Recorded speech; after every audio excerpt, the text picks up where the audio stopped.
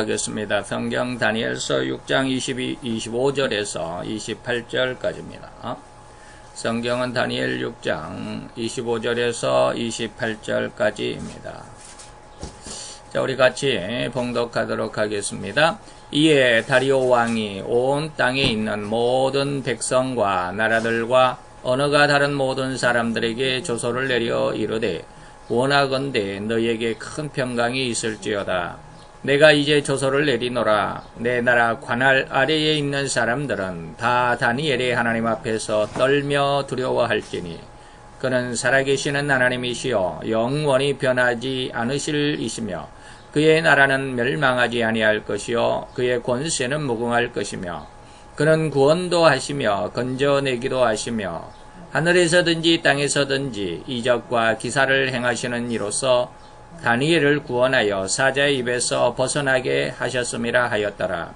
이 다니엘이 다리오 왕의 시대와 바사 사람 고레스 왕의 시대에 형통하였더라. 아멘.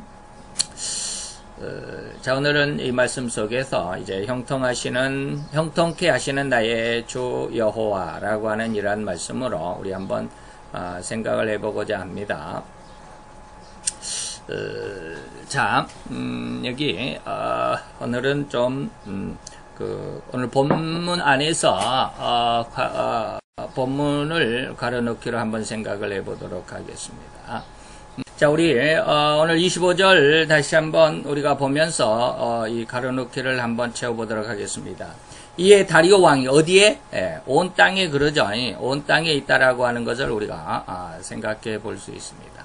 다리오 왕이 온 땅에 있는 여기에 모든 백성과 왜 이러한 것을 하느냐면 하나님의 위대함을 우리가 알아볼 수 있는 그리고 인간은 그를 인정할 수밖에 없는 그런 상황임을 알도록 하게 하기 위해서 말씀을 드립니다. 그래서 다니엘 왕이 온 땅에 있는 모든 백성, 그 다음에 어디들과요? 나라들과 이렇습니다. 나라들과 각 방언하는 자들 이렇게 이야기하고 있는데요. 방언하는 자들에게 조서를 내려가로되 원컨대 많은 평강이 너희에게 있을지어다. 여기서 보면 우리가 좀 다른 말이지만요. 계시록에 보면 그 계시록 17장, 18장 이렇게 넘어가 보면 그 음녀의 상황을 이야기하면서 음녀가 어떠한 그 방석을 깔고 앉아 있는데 그 방석이 어떠한 모습일까라고 하는 그러한 내용이 나옵니다. 거기에서 그 방석이 네 가지라고 그러는데, 나라와, 백성과, 그 다음에, 열국과, 그리고, 각 방언, 이렇게 이야기합니다. 방언. 이렇게 다시 말하면 지금 네 개로 이렇게 이야기를 하죠. 나라와 백성과 열국과 각 방언. 이것이 네 개로 다시 말하면 네 숫자는 네 수는 뭘 의미를 하느냐면 온 세계를 의미합니다. 온 세계. 온 세계는 어디 쉽게 말하면 이 온 세계는 동서남북을 의미하죠. 동서남북 온 방향을 의미하기도 합니다. 그래서 온 세계를 의미하는데 오늘 여기에서는 온 땅에 있는 모든 백성과 나라와 그 다음에 방언합니다. 그래서 열국은 여기에 나와 있지는 않지만 다시 말하면 그 관할 안에 있기 때문에 계시록에서는 온 세상을 의미하는 것이고 오늘 다리오 왕이 나타나는 이것은 그 관할 안에 있는 자들에게 조서를 내린다라고 하는 것입니다. 이게 무슨 뜻이냐면 이것이 바로 다니엘의 승리를 의미하는 내용이기 때문에 그렇습니다. 그래서 이 바벨론보다 이 메데파사는 약간 서너 배, 정확히 크기는 얼마인지 모르겠지만 서너 배 정도 크다라고 말할 수가 있죠. 이것을 우리가 알아보아야만 하는 이유는 뭐냐면, 다시 말하면 방금도 말씀드렸듯이 이 본문을 통해서, 우리는 하나님의 그 위대함을 볼 수 있기 때문에 그렇습니다. 하나님의 위대성을 볼 수 있기 때문에 그렇죠. 하나님의 위대성이라는 게 뭐냐면, 이제 계속 말씀을 드리겠지만, 지금, 조서를 내리는 주체가 누구냐면 다리오 왕이죠. 다리오 왕이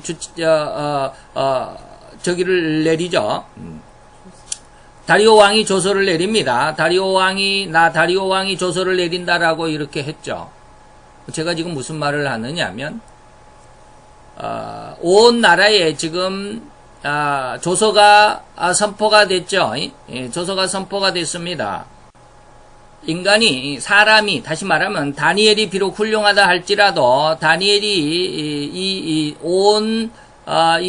메데파사를 돌면서 전도를 했다면, 과연 얼마나 했겠느냐라고 하는 것입니다. 그리고 그걸 생각해 보면서 하나님께서 다리오 왕을 쉽게 말하면 그 마음을 변개하게 했죠. 하나님에 대한 의식을 갖게 했습니다. 하나님을 믿을 수 있는 그러한 생각을 갖게 했다라고 하는 것입니다. 그래서 다니엘이 하면, 다시 말하면 인간이 말이죠. 다니엘을 의미를 하겠지만 다니엘이 주장으로 해서 다니엘이 이 큰 지역, 다시 말하면 바벨론도 큰 나라지만 메데파사라고 하는 바벨론보다 더 한 3, 4배 정도 큰 지역을 돌아다니면서 만약에 전도를 한다고 생각을 해보세요. 도대체 얼마나 시간이 걸리겠습니까? 그리고 거기에 전도를 하는데 그냥 공기 먹고 할 수가 없잖아요. 거기에 대한 전도 자금이 어마어마하게 들어갈 것입니다. 광고지라도, 인쇄를 해야 되잖아요. 그때 당시에 광고지가 있었는지 모르겠지만, 다 손으로, 수기를 해야 되겠죠. 이런 모습. 그 다음에, 전도하려면, 혼자 하면 좀 힘드니까, 전도 선교단체를 조직을 한다거나, 그래서 많은 사람이 한꺼번에 투입이 되면, 한 사람보다도 두 사람이 더, 그리고 한 사람보다는 10사람이 더 많은 효과를 낼 수 있기 때문에, 오늘날도 선교단체를 이렇게 조직하고 그러지, 과연 다니엘은 그런 어떤 전도하려면 이 온 메데파사에 전도하기 위해서 하나님을 이렇게 믿도록 하기 위한 조서를 내리기 위해서 다시 말하면 복음을 전도하기 위해서 얼마나 인원이 필요할 것이고, 또 거기에는 사람들 뿐만 아니라 돈뿐만 아니라 또한 물자들도 굉장히 필요하겠죠. 이러한 내용들을 가만히 살펴보면 우리는 이것이 인간의 모습 안에서는 결코 뭐한다? 하나님이 아니고서는 결코 인간으로서는 불가능하다라고 하는 것일 수밖에 없는 결론이 나오죠. 사람은 이렇게 할 수가 없어요. 이 온 메데파사에 아주 오랜 시간이 걸려서 전도를 한다 할지라도 온 메데파사에 하나님의 그 조서를 내린다라고 하는 것은 겨우 있을 수가 없는 그런 불가능한 일이죠. 그렇지만 누구는 하나님은 이 말이죠. 하나님은 단 한순간에 이 모든 것을 이루십니다. 이것이 바로 하나님의 위대성이다라고 말하고 싶은 것이죠. 이것이 바로 하나님의 위대성이다. 하나님께서 이렇게 하신다라고 하는 것입니다. 자, 그러면 우리는 지역을 한번 살펴보도록 하겠습니다. 오늘날 한번 가만히 보십시다. 이 세계의 지도인데요. 이 세계의 지도를 우리가 가만히 살펴보면 이것은 이제 전체 세계의 지도를 제가 한번 이렇게 드러내 봤습니다. 여기가 미국이죠. 이렇게 보면 미국이 여기서는 지금 이렇게 조그맣게 보이죠. 이곳이 미국입니다. 이렇게 생긴 것이 미국입니다. 그리고 여기도 이제 알래스카라고 하는 소련에서 케네디 대통령인가요? 누군가가 돈 주고 샀는데 아주 싸게 샀다고 그래요. 전 정확히 모르겠지만 원래는 여기가 소련 땅이었습니다. 그런데 미국에게 사들였죠. 어마어마한 땅이죠. 그 다음에 이제 여기가 캐나다가 되겠죠. 캐나다가 되고 여기는 이제 남아메리카라고 하는 것이고 여기 네모로 빨갛게 네모로 친 것을 좀 더 자세하게 한번 살펴보도록 하겠습니다. 여러분들이 오늘 설교에서 좀 벗어나는 이야기가 뭐냐면 여기가 뭐라고 그랬습니까? 투르크메니스탄이라고 하는 나라가 있죠. 투르크메니스탄. 여기가 카스피해라고 하는 바다입니다. 카스피해라고 하는 바다인데 투르크라는 말 혹시 기억이 나는 지명이라고 기억이 납니까? 이번에 그 태양의 후예 때 그들이 군인들이 파견 나가고 또 의료진들이 파견 나간 곳이 투르크라고 그러잖아요. 바로 이 지역입니다. 그런데 여기에서 뭐 촬영한 것은 아니고 몇 번 갔다 오기는 했겠죠. 이 나라가 바로 여기 카스피해라고 하는 바다 옆에 있는 이 투르크라고 하는 나라입니다. 그 밑에 이란이라고 하는 나라 있습니다. 이 이란이 뭐요? 이제 메데파사의 중심 나라입니다.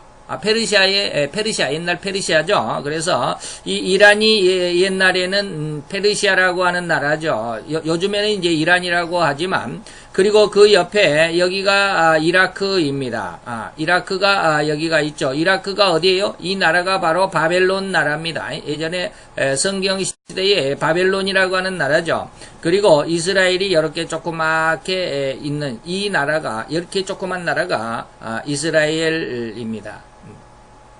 그리고 이제 요르단이다라고 하는 나라가 밑에 있고, 위에는 레바논이 있고, 성경에서 아수르라고 하는 나라가 바로 위에 있습니다. 지금 이 시리아라고 하는 이 나라가 이 시리아라고 하는 이 나라가 엄청나게 지금 시끄럽죠. 이게 뭐예요? 이게 지금 IS의 점령, 거의 북부가 IS라고 하는 단체에 점령이 돼 있어가지고 굉장히 힘들고 어렵죠. 이 나라를, 이 부분을 좀 더 크게 키워보니까 이렇게 생겼습니다. 여기는 레바논이고요.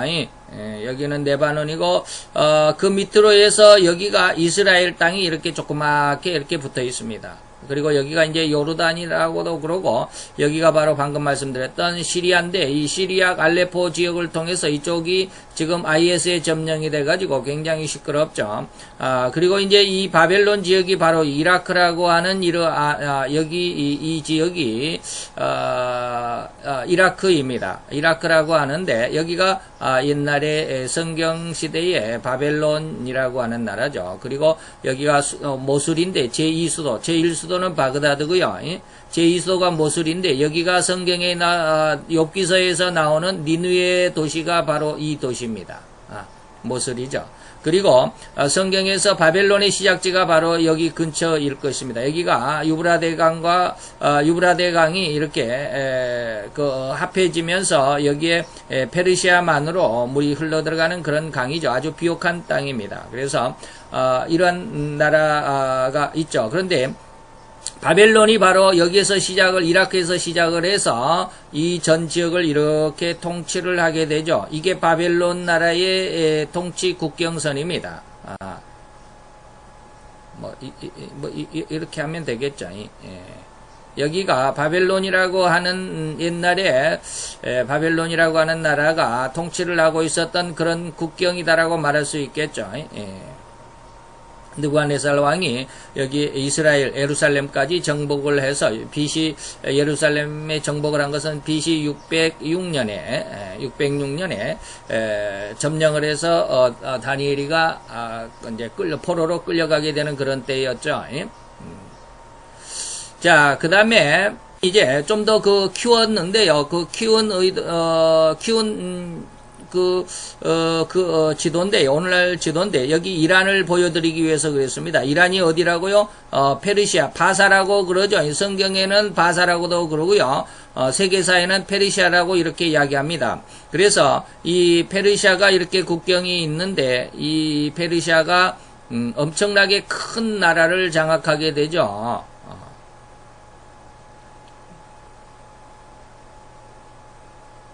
거의 이 정도의 나라를 장악하게 됩니다. 이게 바로 이제 페르시아 지역이 장악한 나라인데, 우리가 앞에서 보았던 바벨론 지역은 어떻게 해요? 바벨론 지역은 이 정도밖에 안 되죠. 바벨론 지역은 이 정도인데, 페르시아 지역은 이보다 더 훨씬 크죠. 그러니까 3-4배 정도 큰 나라다라고 하는 것이죠. 여기가 다리오 왕 때 여기가 도가 몇 도? 120도다. 때로는 아하수에로 왕 때는 127도가 돼서 에스도 왕비가 있을 때는 127도를 다스리게 되는 그런 엄청나게 큰 나라였습니다. 자, 이렇게 해서 하나님께 이 엄청나게 큰 나라들인데, 이 엄청나게 큰 나라들의 복음을 전하기 위해서 과연 인간의 노력으로 한다면 우리는 어떻게 했다 앞에서 봤습니다. 거의 불가능할 정도다라고 했습니다. 인간의 모습 안에서는 거의 불가능할 정도였습니다. 그죠? 그런데 하나님께서 하시니까 어떻게 됐다? 하나님께서 하시니까 한순간에 이것을 이루었다라고 하는 것입니다. 한순간에 이 전도가 이루어졌다라고 하는 의미라는 말이죠. 자, 이러한 상황에서 우리는, 하나님께서 거의 모든 일을 이렇게 인간에게 맡기기는 하시지만, 좀 말을 잘 이해를 하십시오. 인간에게 하나님께서는 세상의 모든 일을 하나님의 섭리하시는 일을 맡겨주시지만 인간이 하도록 하시지는 않습니다. 좀 말이 이상하죠? 자, 그게 무슨 뜻이냐면 일단 우리가 그 어떠한 일에 대해서 인간으로서는 도저히 불가능하다. 그러니까 불가능하기 때문에 나는 못해 안 해라고 뒤로 낮아빠지고 그냥 모든 것을 포기해버리고 실망하고 절망하고 모든 것을 다 내려놓는 그런 것이 아니라 정말로 불가능한 일이지만 그 일에 대해서 하나님의 권능, 우리가 지난 시간에 하나님의 권능에 대해서 배웠습니다. 정말로 절대적인 하나님의 절대 주권을 믿는, 이것이 뭐야? 이것을 믿는 것이 성경의 내용이고, 이 성경 안에서 나오는 것이 성경 안에서, 나오는 것이 뭐였다고요? 기도였다라고 하는 것입니다. 성경 안에서 기도가 나온다고 그랬습니다. 그래서 성경을 중심으로 하는 기도가 그래서 그 기도한 만큼 그 사람에게는 믿음이 따라온다라는 말씀을 드리면서 말씀을 드렸느냐면 우리가 하나님을 믿는 믿음이 뭐냐면 성경의 기준이 되어야 된다. 그 성경에서 하나님은 어때? 절대 주권을 가지고 있는데 세 가지 여러 가지가 있지만 제가 세 가지만 말씀을 드렸습니다. 뭐라고요? 전지하신 하나님, 전능하신 하나님, 그리고 불변하시는 하나님. 하나님의 그러한 이 성품 안에서 우리가 그 하나님을 믿고 그 하나님을 붙들고 붙들어야 되는 것이 성경을 공부하는 가장 큰 의미다라고 하는 것입니다. 바로 거기에서 하나님께서 우리를 지키시고 하나님께서 우리를 붙드시고 하나님께서 우리를 후원해 주시고 도와주신다라고 하는 것이 성경 속의 약속이라고 한다면 우리는 그 약속을 믿어야 된다. 다시 말하면 오늘 인간이 불가능하기 때문에 못한다라고 하는 것이 아니라 불가능하지만 하나님께서 나를 도와주시고 결코 하나님은 전지전능하신 그 하나님이기 때문에 하나님의 전지하심 속에서 나에게 이러한 어려움을 당하게 하셨던 계획되어 있었던 것입니다. 그러면 하나님께서 전능하심으로 나를 도와주실 것이다라고 하는 그러한 믿음을 가져야 되지 않겠냐라고 하는 것입니다. 그래서 인간에게는 그러한 극한에 뭐가 있어요? 환난이나 역경이나 공고에 집어넣으신 후에라고 하는 거예요.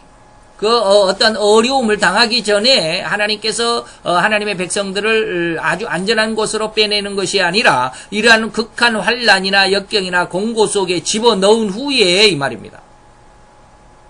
그래서 하나님의 절대 주권으로 그 집어넣은 후에 그 고통 속에서 하나님은 물론 고통 속에서 고통을 당할 수도 있겠지만 그 고통과 역경과 환난 속에서라도 하나님은 하나님의 절대 주권인 그 권능으로 말미암아 하나님이 이 일을 해결하신다. 그게 바로 하나님의 섭리고 하나님의 구원하신 방법이고 그게 바로 그렇게 하심으로 인해서 하나님은 영광을 받으신다.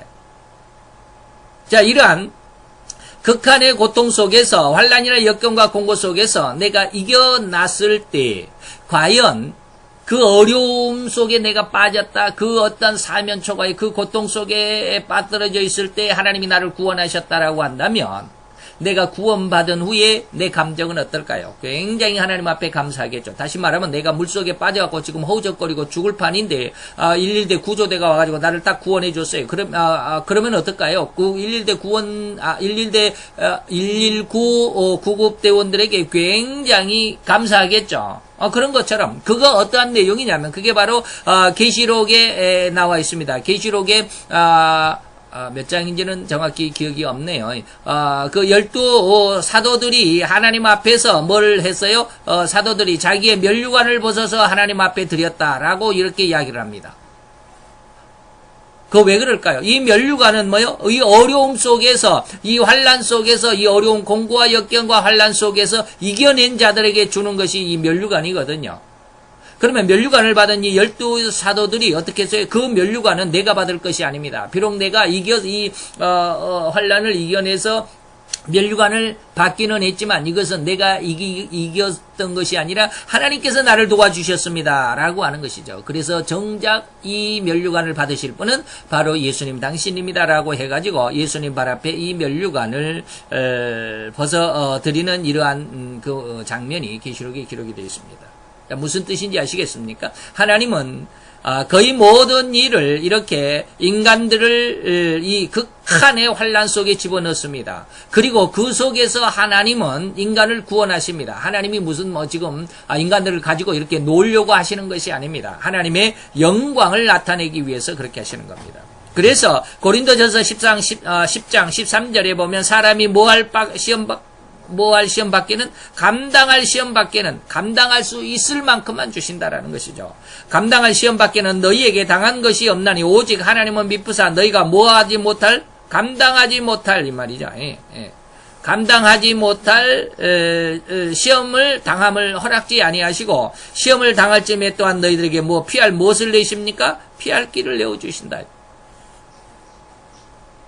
이 하나님의 역사를 우리가 잘 이해하는 것이 우리의 신앙 속에 굉장히 큰 도움이 될 것이고, 우리가 신앙을 하는데 그 믿음의 기준이 되고, 기도하는데 기도의 근간이 될 수 있을 것이다라고 하는 것입니다. 자, 그러면 이렇게 했으니까 다시 말하면 하나님께서 하신다며, 하나님께서 하시니까 우리는 무슨 기도하지 않아도 전도하지 않아도 되겠네. 하나님께서 다 하시니까. 그렇습니까? 그렇지 않습니다. 절대로 우리는 전도하지 않아도 되겠네라고 생각해서는 안 됩니다. 그런 게 아니죠. 우리는 전도 안 해도 된다라고 하는 것이 아니라 다니엘이라는 이름을 깊이 한번 생각을 해보자라고 하는 것입니다. 다니엘이라는 이름은 뭡니까? 무엇은 나의 주관자다고요? 여호와는 나의 주관자시니 이 말입니다.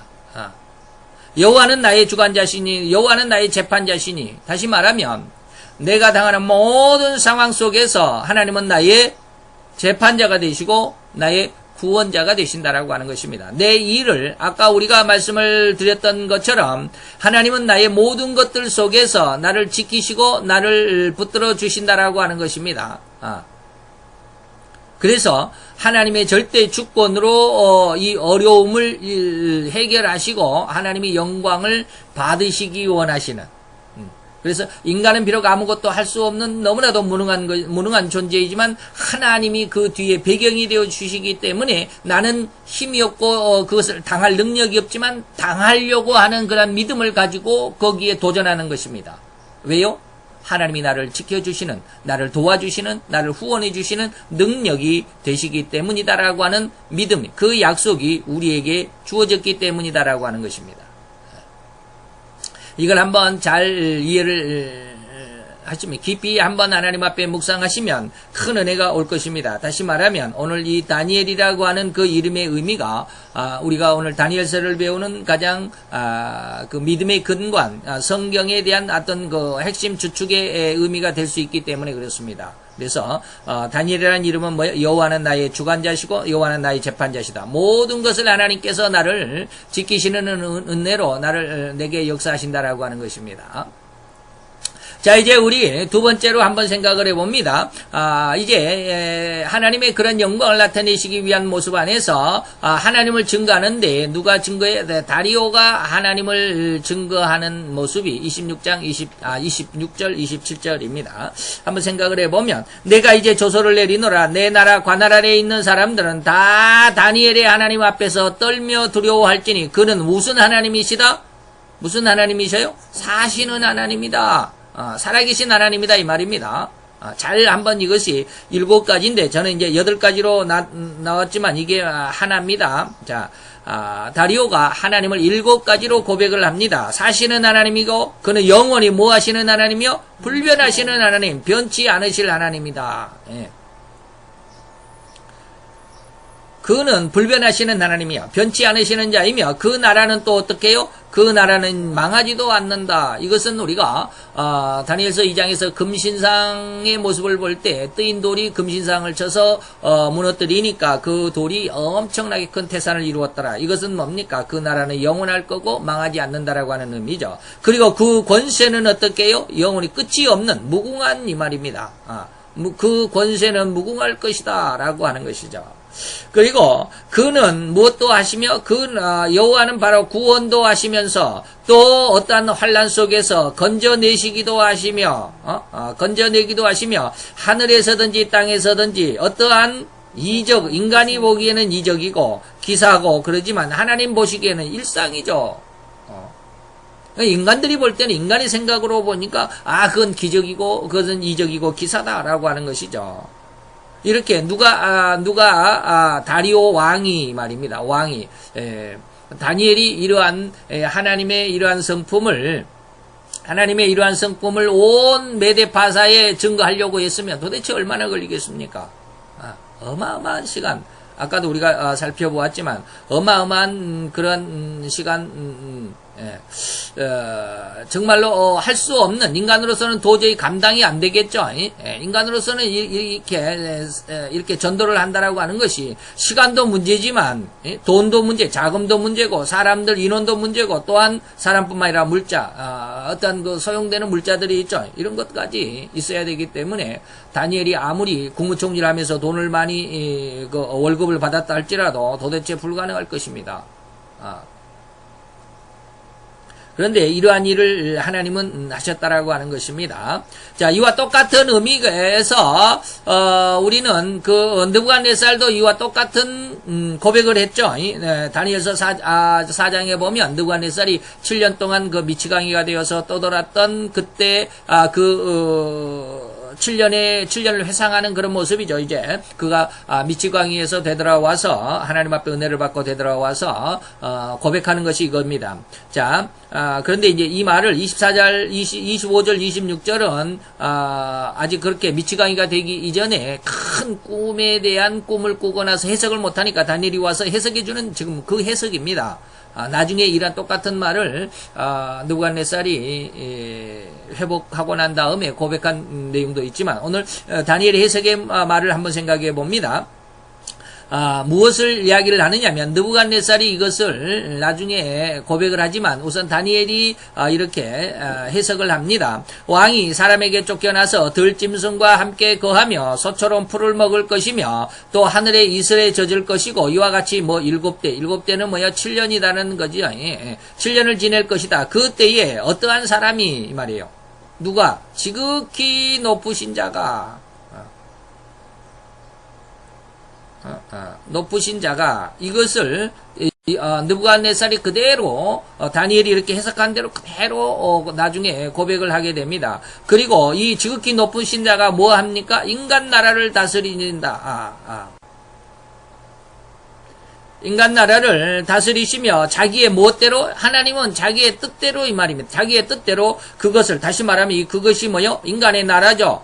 인간 나라 어느 나라든지 하나님의 뜻대로 그 나라의 왕을 세우신다. 지금 미국에도 트럼프하고 힐러리하고 이렇게 지금 그 대통령이 되기 위해서 지금 대선전을 치르고 있는데 오늘 아침에 뉴스를 제가 잠깐 보니까 힐러리 쪽에서 굉장히 다급하더라고요. 왜 그러냐면 지금 돈이 부족해요. 돈이 부족하더라고요. 이 트럼프는 어마어마한 부자입니다. 돈이 엄청나게 많아요. 물론 정치 자금을 이렇게 후원을 받기도 하겠지만 자기 돈이 너무 많으니까 지금 돈에 대해서는 걱정이 없는 것 같은데 힐러리 여사는 엄청나게 지금 돈이 부족하다라고 해요. 그래서 미국에다가 그렇게 그 광고를 했답니다. 이러다가는 트럼프가 대통령이 되겠습니다. 좀 도와주세요. 막 그러더라고요. 그 나라를 미국이라고 한 나라를 하나님께서 누구에게 맡기실지는 모르겠지만 어쨌든지 그것을 누구에게든지 주시는 자가 누구라? 하나님이다. 지극히 높으신 자다라고 하는 것입니다. 이 지극히 높으신 자가 누구에게든지 이 나라를 준다. 이것을 아시게 될 것입니다. 그들이 그 나무 뿌리에 그루터기를 남겨두라 하였으니 바로 이것은 뭐예요? 하나님이 세상을 다스리시는 줄을 왕이 깨달아야 된다라고 하는 그런 내용입니다. 그래서 왕이 그렇게 자, 이러한 상황에서 우리는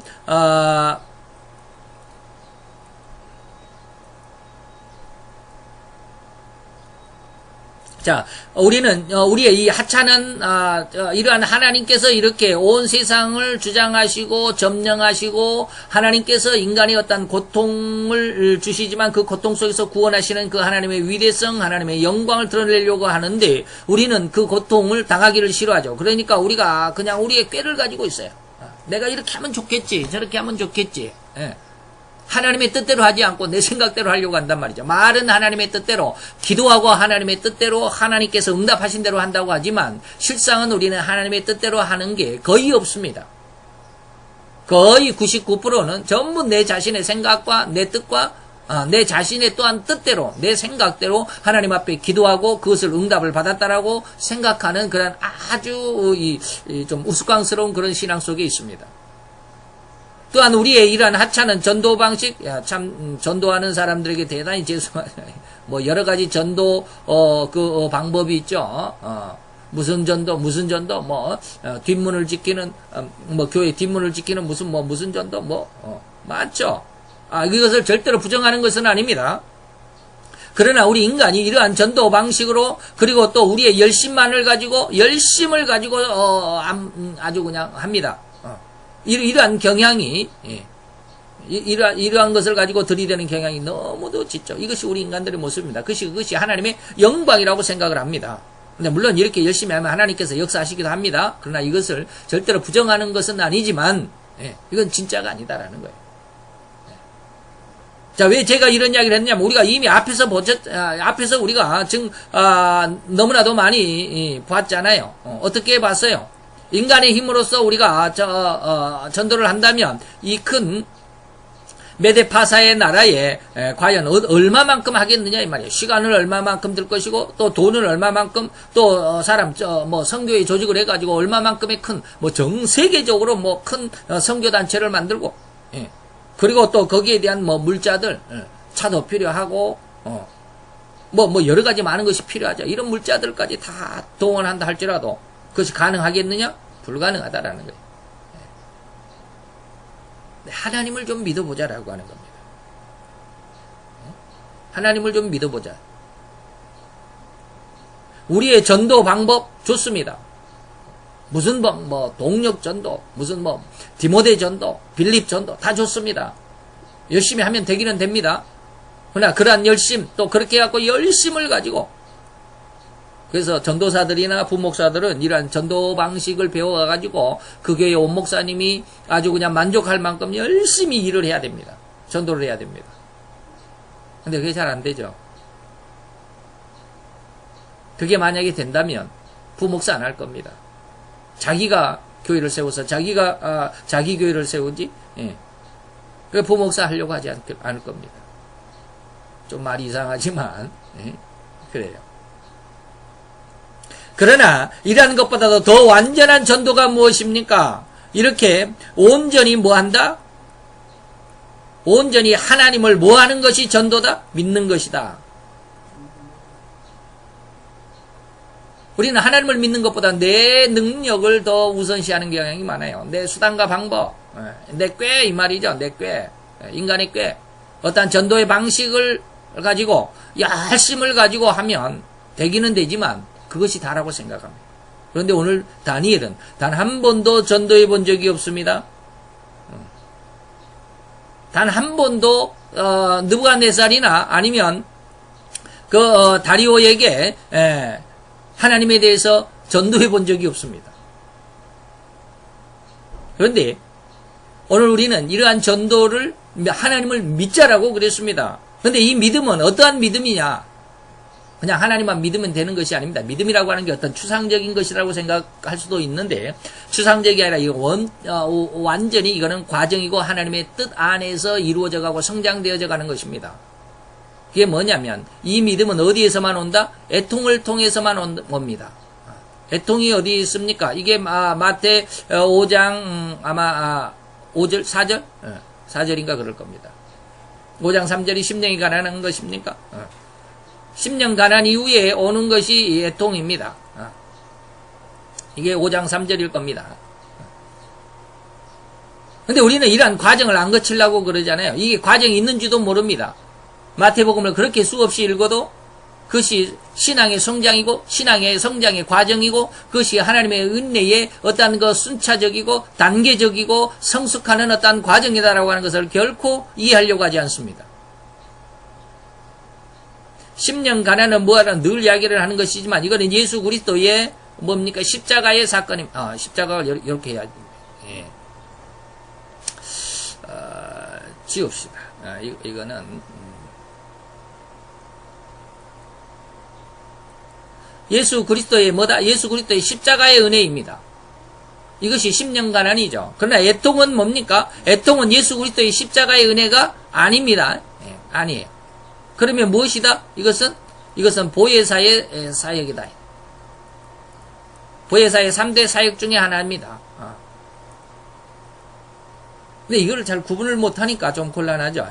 애통의 은혜가 없이는 결코 이루어질 수 없습니다. 보혜사의 3대 사역 중에 특별하게 3가지라고 그랬는데 그 중에 죄에 대한 책망이 없이는 이것이 이루어지지 않습니다.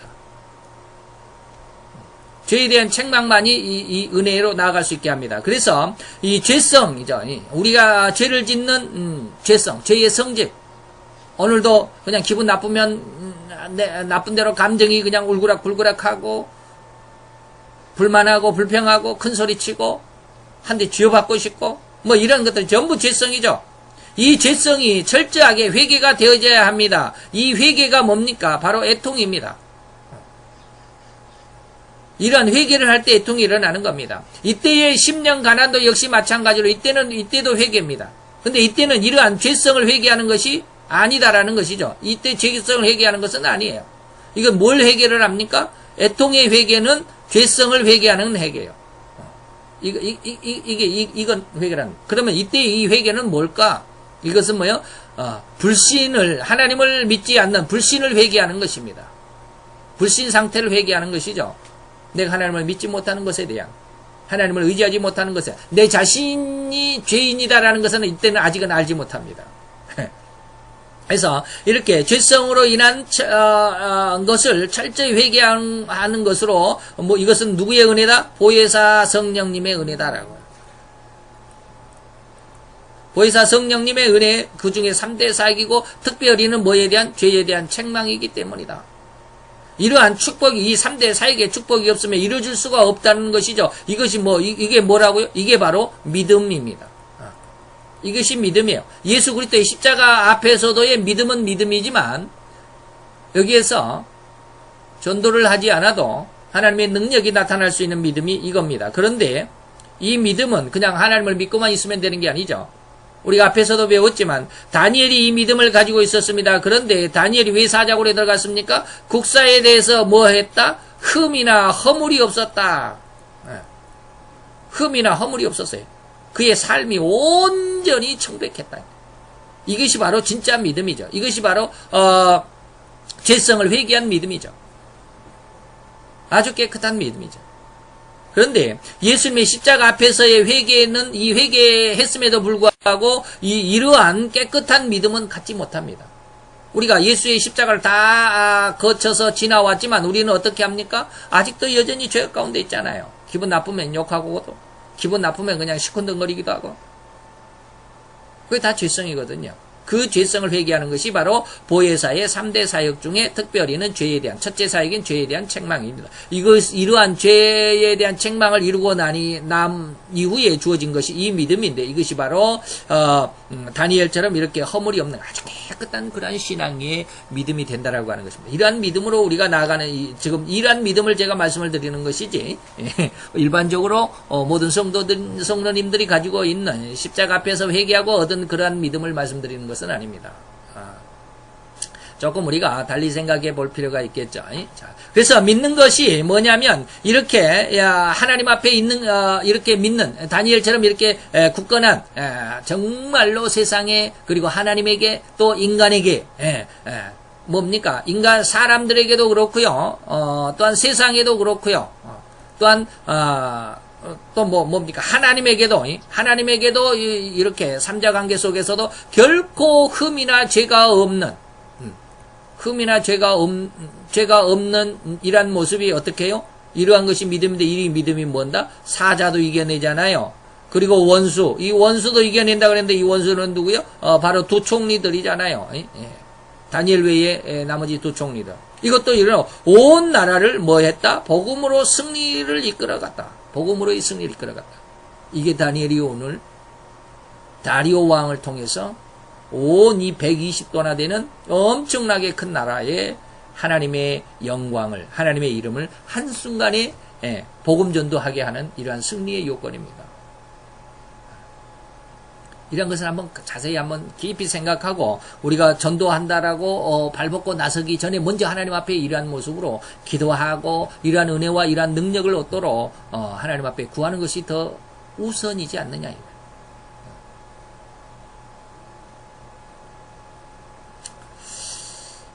참 안타까운 모습이 저 혼자만 이겠습니까만은, 그래서 우리는 때로는 이렇게 하면 되겠다, 이런 전동 방법, 요즘에 무슨 10인가 무슨 알파 뭐도 있고 막 그러죠. 또 저렇게 하면 되겠다, 저렇게 하면 안 되고 이렇게 하면 되겠다라고 하는 이러한 인간의 모습들, 이것은 뭡니까? 인간의 생각입니다. 하나님을 중심으로 해서 운영이 되어가고 하나님을 중심으로 해서 살아간다라고 하는 이 교회 자체가, 교회가 이러한 생각들로 합니다. 이렇게 하면 되겠지, 저렇게 하면 되겠지, 이렇게 하면 좀 전도가 되겠지, 저렇게 하면 전도를 하고 좀 부흥하겠지라고 하는 것. 이거 하나님의 생각일까라고 하는 것입니다. 이게 하나님의 생각이냐 이거야. 이것이 하나님의 생각이 아닙니다. 절대로 인간의 생각이에요. 이걸 좀 구분했으면 좋겠는데 이거 구분할 수가 없어요. 구분을 못해요. 이건 뭡니까? 사단이 역사하고, 사단이 주장하고, 사단이 장악하고 있는 세상력. 우리가 지난 시간에 세상이 어떠한 것이다, 세상의 법칙이 어떠한 것이다 라고 하는 것을 말씀을 드렸지만, 저희가 제 표현으로 세상과 세상의 법칙이지, 에베소서에서 사도 바울이 뭐라고 그랬다고요? 정사와 권세와 그랬죠. 그 다음에 세상의 어둠의 주관자들,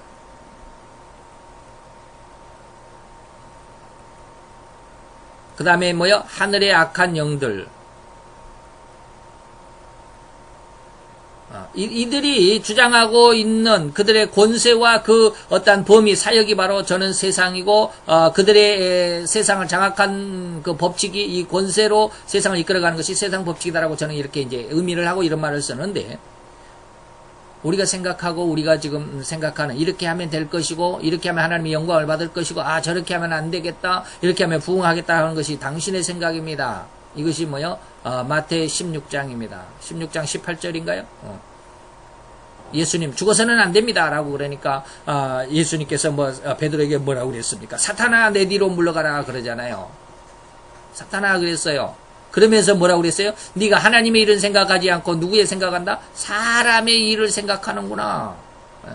다시 말하면 사람의 생각과 사람의 일은 누구의 생각이다? 사탄의 생각이다. 이걸 구분할 수 있는 은혜가 좀 있었으면 정말 좋겠습니다. 저는 조금은 구분한다고 하지만 아직은 능력이 없으니까 참 말하기는 좀 그렇지만. 그 다음에 이제 오늘 세 번째로 28절을 한번 봅니다. 이에 다니엘이 다리오 왕의 시대에 시대와 그리고 바사 사람은 누구요? 고레스 왕이죠. 다리오 왕은 어느 나라 사람이요? 메데 왕이죠. 메데와 바사의 연합국인데 메데국의 왕이고 고레스는 바사 나라의 왕이죠. 근데 다리오와 고레스의 관계는 장인과 사이다라고 그랬죠. 다른 사람은 다르게 이야기를 하는데 우리는 이렇게 장인과 사이다라고 하는 말로 생각을 해봅니다. 그리고 이 왕의 시대에 뭐 했더라? 형통했더라 라고 그럽니다. 형통을 오늘 이제 28절은 형통에 대해서 생각을 해보는데, 왜 다니엘이 이 두 시대에 걸쳐도, 물론 바벨론 시대도 그랬죠. 느부갓네살에서부터 벨사살까지 70년, 바벨론의 70년 생활도 역시 뭡니까? 다니엘이 형통했다라고 하겠습니다. 바벨론의 70년.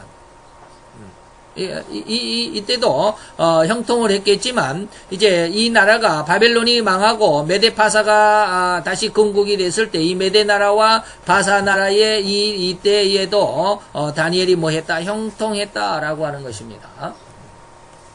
자, 이 형통의 의미의 사전적인 의미를 제가 한번 찾아봤습니다. 사전적인 의미로 보니까 모든 일이 뜻대로 잘 되어가는 것이 뭐다? 형통이다라고 사전에는 이렇게 그 의미를 써놨습니다. 모든 일이 잘 되어간다. 쉽게 말하면 뭐 우리 아들도 잘 되고 우리 딸도 잘 되고 우리 남편이 뭐 직장도 승승장구하고 뭐 아주 그냥 걱정할 것이 없어요. 우리 아들도 공부도 잘하고 대학교도 그냥 척척 들어가고 그리고 우리 딸도 뭐 대학을 졸업해 가지고 아주 좋은 직장, 아주 요즘 흔히들 말하는 대기업에 그냥 한번, 남들은 그냥 뭐 어떤 사람은 한 해에 이력서 100장을 넣는데 100군데를 넣었다라는 것이죠.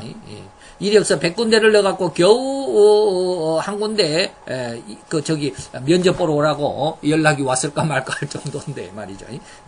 그런 상황에서 우리 딸은 어떻고 우리 아들은 어떻고 뭐 대기업을 쑥쑥 들어가고 막 이런 것들을 뭐라고 그래? 이런 것들을 오늘 우리들은 형통하다라고 이렇게 생각을 합니다. 모든 일이 뜻대로 잘 되어가는 거야. 정말로 이것이 형통이라는 것일까라고 하는 것입니다. 이것이 정말로 형통일까? 오늘 우리는 하나님 안에서 이 말입니다. 하나님 안에서 이 형통의 의미를 다시 한번 생각해 봐야 합니다. 하나님 안에, 다시 말하면 하나님을 믿는 성도들 말이죠. 하나님 안에서라고 하는 것은 뭡니까?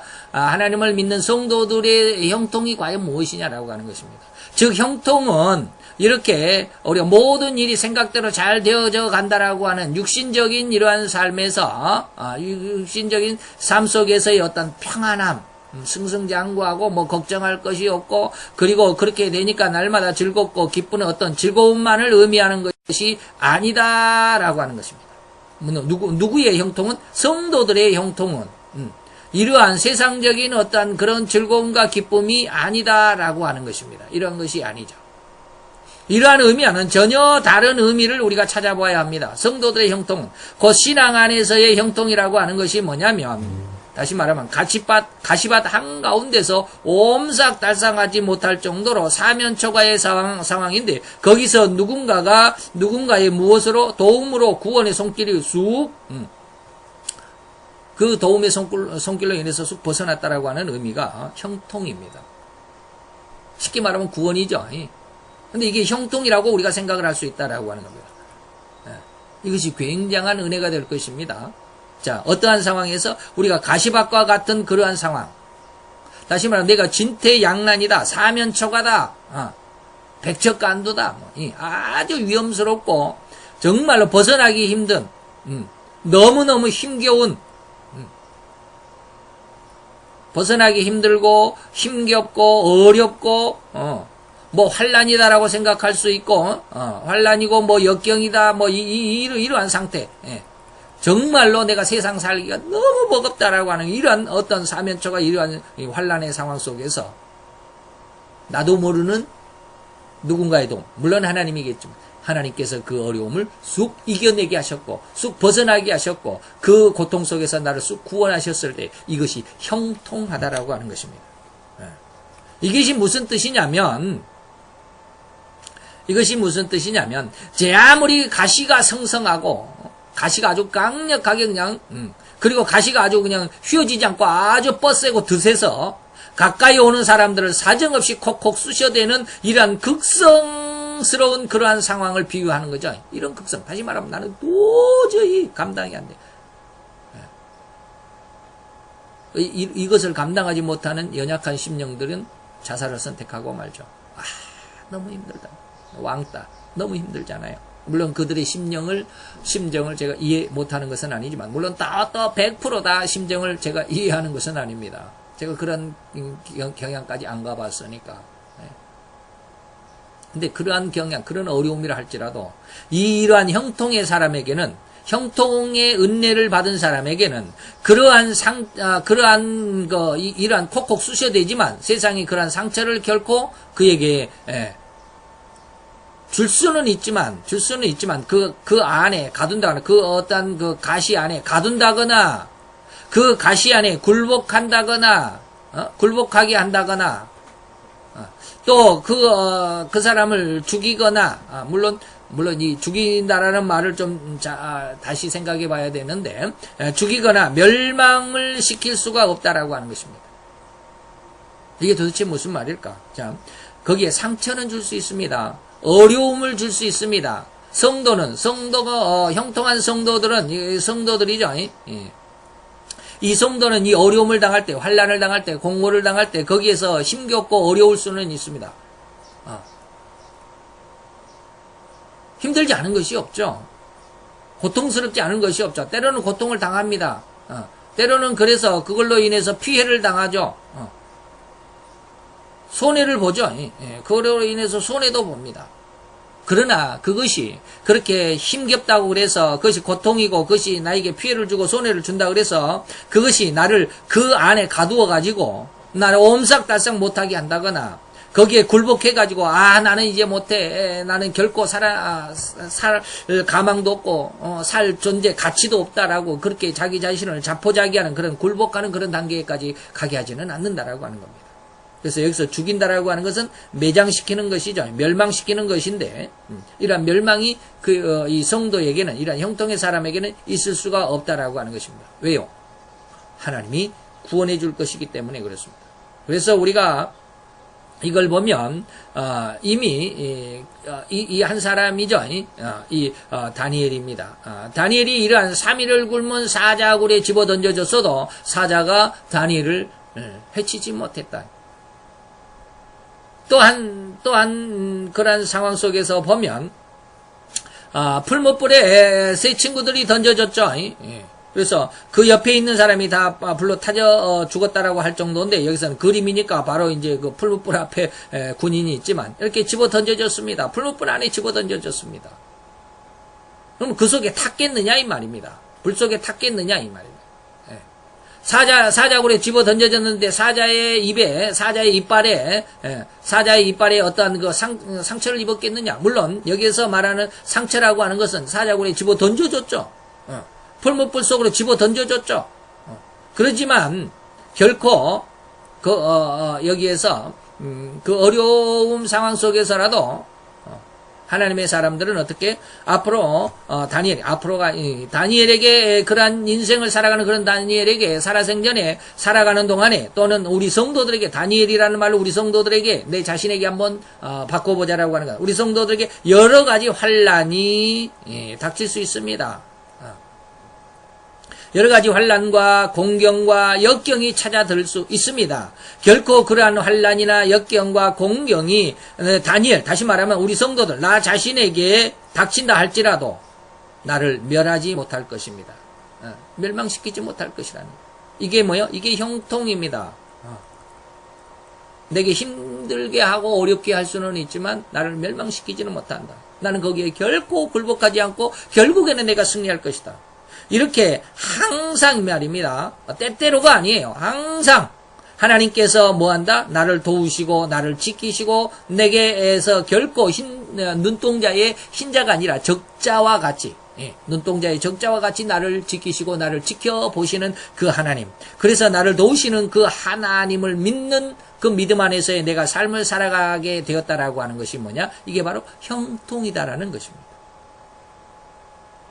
잘 먹고 잘 사는 것이 아니라 내게 어려움이 와서 내가 힘겹다 할지라도 하나님이 나를 그곳에서 능히 구원하시는 사자굴에 집어 던져진 것 같은 그런 환난이 온다 할지라도 하나님이 사자굴에서 구원하신 것처럼 풀무불에 집어 던져진다 할지라도 풀무불 속에서조차도 하나님이 나를 구원하시는 것처럼 이렇게 항상 하나님이 나를 도우시고 나를 지키시고 그래서 내가 그 어려움 속에 있다 할지라도 나는 당당할 수 있는 겁니다. 왜? 하나님이 나를 지키시기 때문입니다.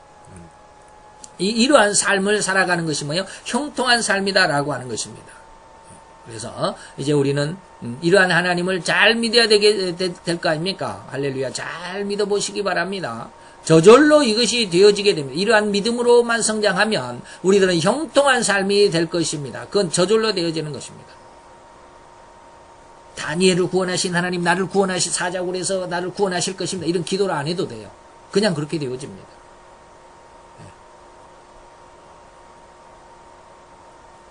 이제 우리는 이러한 은혜 가운데서 잘 지내가는 하나님의 귀한 믿음의 자녀들이 되시길 바랍니다. 오늘 설교를 마칩니다. 기도합시다. 할렐루야. 주님 여호와여, 주께 감사와 찬양과 영광을 돌려드리나이다. 주의 영광 앞에 아름답고 귀한 자들, 오늘도 이 시간 하나님 앞에 있어서 온전한 모습이 주 앞에 있어서오니 아버지 하나님이여, 우리의 심령 전체를 주님 앞에 드리며 신령과 진정으로 예배를 드리라 하였사오니 아버지의 말씀 속에 있었나이다. 아버지 하나님이여, 진정 우리들의 심령이 하나님 앞에 있고 하나님 앞에 있어서 하나님의 말씀을 상고하며 하나님의 말씀을 더듬기에 부족함이 없고 더 열심히고 더 아버지 하나님이여 관심을 가지며 초점을 맞춰 주 앞에 이 시간을 드렸나이다. 하나님 역사하시고 은혜를 더하여 주신 것을 믿고 감사함을 드리며 예수 그리스도의 이름으로 기도하여 싸움나이다. 아멘.